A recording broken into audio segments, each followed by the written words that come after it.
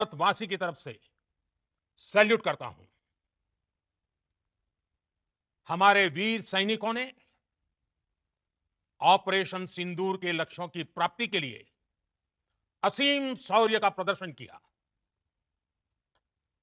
मैं उनकी वीरता को, उनके साहस को, उनके पराक्रम को आज समर्पित करता हूं। हमारे देश की हर माता को, देश की हर बहन को और देश की हर बेटी को ये पराक्रम समर्पित करता हूं। साथियों, 22 अप्रैल को पहलगाम में आतंकवादियों ने जो बर्बरता दिखाई थी, उसने देश और दुनिया को झकझोर दिया था। छुट्टियां मना रहे निर्दोष मासूम नागरिकों को धर्म पूछकर उनके परिवार के सामने, उनके बच्चों के सामने बेरहमी से मार डालना, यह आतंक का बहुत विभत्स चेहरा था, क्रूरता थी। ये देश के सद्भाव को तोड़ने की घिनौनी कोशिश भी थी। मेरे लिए व्यक्तिगत रूप से यह पीड़ा बहुत बड़ी थी। इस आतंकी हमले के बाद सारा राष्ट्र, हर नागरिक, हर समाज, हर वर्ग, हर राजनीतिक दल एक स्वर में आतंक के खिलाफ कड़ी कार्रवाई के लिए उठ खड़ा हुआ।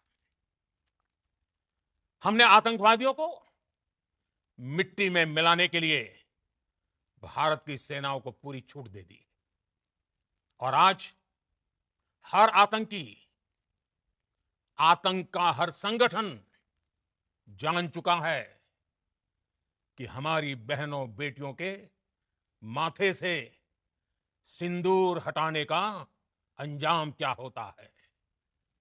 साथियों, ऑपरेशन सिंदूर ये सिर्फ नाम नहीं है, ये देश के कोटि कोटि लोगों की भावनाओं का प्रतिबिंब है। ऑपरेशन सिंदूर न्याय की अखंड प्रतिज्ञा है। 6 मई की देर रात, 7 मई की सुबह पूरी दुनिया ने इस प्रतिज्ञा को परिणाम में बदलते देखा है। भारत की सेनाओं ने पाकिस्तान में आतंक के ठिकानों पर, उनके ट्रेनिंग सेंटर्स पर सटीक प्रहार किया।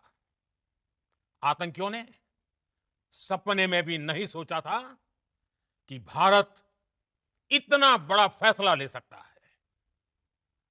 लेकिन जब देश एकजुट होता है, नेशन फर्स्ट की भावना से भरा होता है, राष्ट्र सर्वोपरि होता है, तो फौलादी फैसले लिए जाते हैं, परिणाम लाकर दिखाए जाते हैं।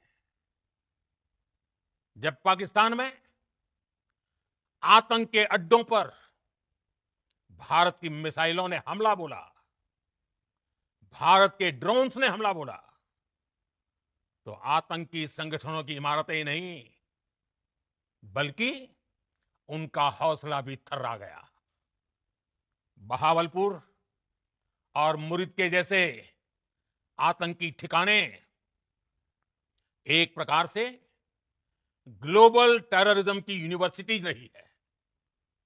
दुनिया में कहीं पर भी जो बड़े आतंकी हमले हुए हैं, चाहे 9/11 हो, चाहे लंदन ट्यूब बॉम्बिंग हो, या भारत में दशकों से जो बड़े बड़े आतंकी हमले हुए हैं, उन सब के तार कहीं ना कहीं आतंक के इन्हीं ठिकानों से जुड़ते रहे हैं। आतंकियों ने हमारी बहनों का सिंदूर उजाड़ा था, इसलिए भारत ने आतंक के ये हेडक्वार्टर्स उजाड़ दिए। भारत के इन हमलों में 100 से अधिक खूंखार आतंकवादियों को मौत के घाट उतारा गया है। आतंक के बहुत सारे आका बीते 2.5-3 दशकों से खुलेआम पाकिस्तान में घूम रहे थे, जो भारत के खिलाफ साजिशें करते थे। उन्हें भारत ने एक झटके में खत्म कर दिया। साथियों, भारत की इस कार्रवाई से पाकिस्तान घोर निराशा में गिर गया था, हताशा में गिर गया था, बौखला गया था। और इसी बौखलाहट में उसने एक और दुस्साहस किया। आतंक पर भारत की कार्रवाई का साथ देने के बजाय पाकिस्तान ने भारत पर ही हमला करना शुरू कर दिया। पाकिस्तान ने हमारे स्कूलों, कॉलेजों को, गुरुद्वारों को, मंदिरों को, सामान्य नागरिकों के घरों को निशाना बनाया। पाकिस्तान ने हमारे सैन्य ठिकानों को निशाना बनाया। लेकिन इसमें भी पाकिस्तान खुद बेनकाब हो गया। दुनिया ने देखा कि कैसे पाकिस्तान के ड्रोन्स, पाकिस्तान की मिसाइलें भारत के सामने तिनके की तरफ बिखर गई। भारत के सशक्त एयर डिफेंस सिस्टम ने उन्हें आसमान में ही नष्ट कर दिया। पाकिस्तान की तैयारी सीमा पर वार की थी, लेकिन भारत ने पाकिस्तान के सीने पर वार कर दिया। भारत के ड्रोन्स, भारत की मिसाइलों ने सटीकता के साथ हमला किया।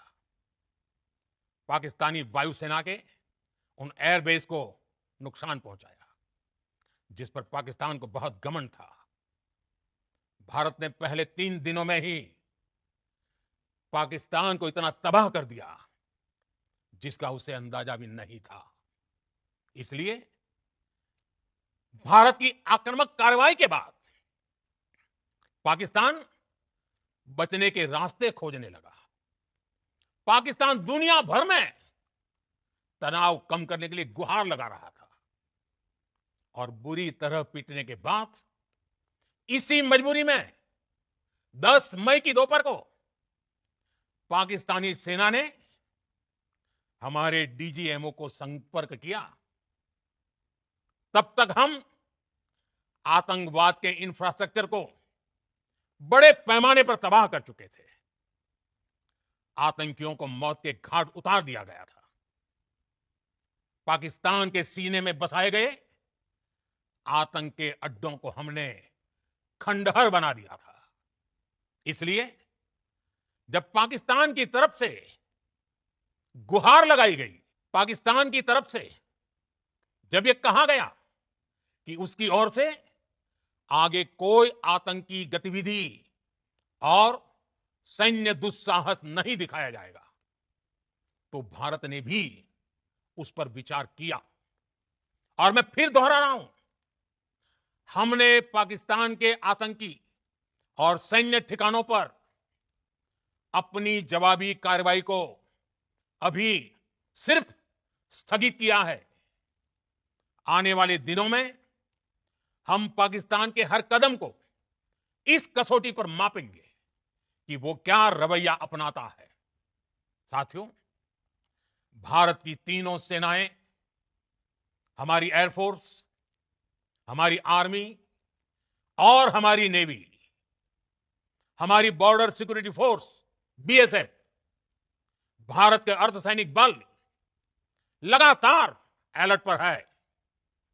सर्जिकल स्ट्राइक और एयर स्ट्राइक के बाद अब ऑपरेशन सिंदूर आतंक के खिलाफ भारत की नीति है।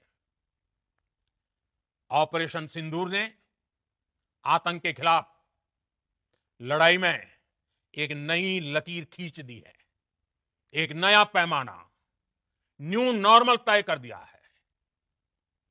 पहला, भारत पर आतंकी हमला हुआ तो मुंह तोड़ जवाब दिया जाएगा। हम अपने तरीके से, अपनी शर्तों पर जवाब देकर रहेंगे। हर उस जगह जाकर कठोर कार्रवाई करेंगे जहां से आतंक की जड़ें निकलती हैं। दूसरा, कोई भी न्यूक्लियर ब्लैकमेल भारत नहीं सहेगा।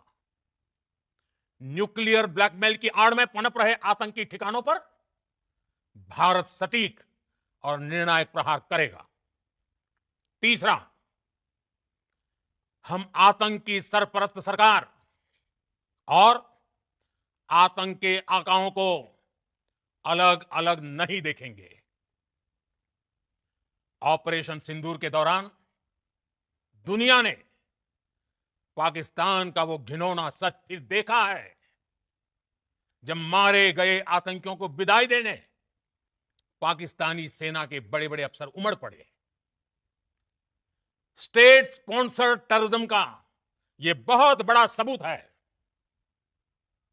हम भारत और अपने नागरिकों को किसी भी खतरे से बचाने के लिए लगातार निर्णायक कदम उठाते रहेंगे। साथियों, युद्ध के मैदान पर हमने हर बार पाकिस्तान को धूल चटाई है और इस बार ऑपरेशन सिंदूर ने नया आयाम जोड़ा है। हमने रेगिस्तानों और पहाड़ों में अपनी क्षमता का शानदार प्रदर्शन किया और साथ ही न्यू एज वॉरफेयर में भी अपनी श्रेष्ठता सिद्ध की। इस ऑपरेशन के दौरान हमारे मेड इन इंडिया हथियारों की प्रामाणिकता सिद्ध हुई। आज दुनिया देख रही है 21वीं सदी के वॉरफेयर में made in India defence equipments, इसका समय आ चुका है। साथियों, हर प्रकार के आतंकवाद के खिलाफ हम सभी का एकजुट रहना हमारी एकता, हमारी सबसे बड़ी शक्ति है। निश्चित तौर पर यह युग युद्ध का नहीं है, लेकिन यह युग आतंकवाद का भी नहीं है। टेररिज्म के खिलाफ जीरो टॉलरेंस, ये एक बेहतर दुनिया की गारंटी है। साथियों, पाकिस्तानी फौज, पाकिस्तान की सरकार जिस तरह आतंकवाद को खाद पानी दे रहे हैं, वो एक दिन पाकिस्तान को ही समाप्त कर देगा। पाकिस्तान को अगर बचना है तो उसे अपने टेरर इंफ्रास्ट्रक्चर का सफाया करना ही होगा। इसके अलावा शांति का कोई रास्ता नहीं है। भारत का मत एकदम स्पष्ट है। टेरर और टॉक एक साथ नहीं हो सकते। टेरर और ट्रेड एक साथ नहीं चल सकते और पानी और खून भी एक साथ नहीं बह सकता। मैं आज विश्व समुदाय को भी कहूंगा, हमारी घोषित नीति रही है, अगर पाकिस्तान से बात होगी तो टेररिज्म पर ही होगी। अगर पाकिस्तान से बात होगी तो पाक ऑक्युपाइड कश्मीर, पीओके, उस पर ही होगी। प्रिय देशवासियों, आज बुद्ध पूर्णिमा है। भगवान बुद्ध ने हमें शांति का रास्ता दिखाया है। शांति का मार्ग भी शक्ति से होकर जाता है। मानवता शांति और समृद्धि की तरफ बढ़े, हर भारतीय शांति से जी सके, विकसित भारत के सपने को पूरा कर सके, इसके लिए भारत का शक्तिशाली होना बहुत जरूरी है। और आवश्यकता पड़ने पर इस शक्ति का इस्तेमाल भी जरूरी है। और पिछले कुछ दिनों में भारत ने यही किया है। मैं एक बार फिर भारत की सेना और सशस्त्र बलों को सैल्यूट कर। अस्सलाम वालेकुम वरहमतुल्लाहि वबरकातुहू। नाज़रीन, आपने वीडियो देखी। मोदी सरकार आज तकरीर कर रहे हैं और शिकस्त तस्लीम नहीं कर रहे और झूठ पे झूठ बोली जा रहे हैं। आपको क्या लगता है कि ये बाज आ जाएंगे कि नहीं? इसी के इनका तो इरादा है अभी अटैक करने का। अभी इनको जितनी मार पड़ गई है तो मुझे तो लगता है कि सारी ज़िंदगी याद रखेंगे और हाथ धो धो के रोएंगे कि हमसे क्या गलती हो गई। मिलते हैं इंशाल्लाह अगली वीडियो में। कमेंट में ज़रूर बताइएगा।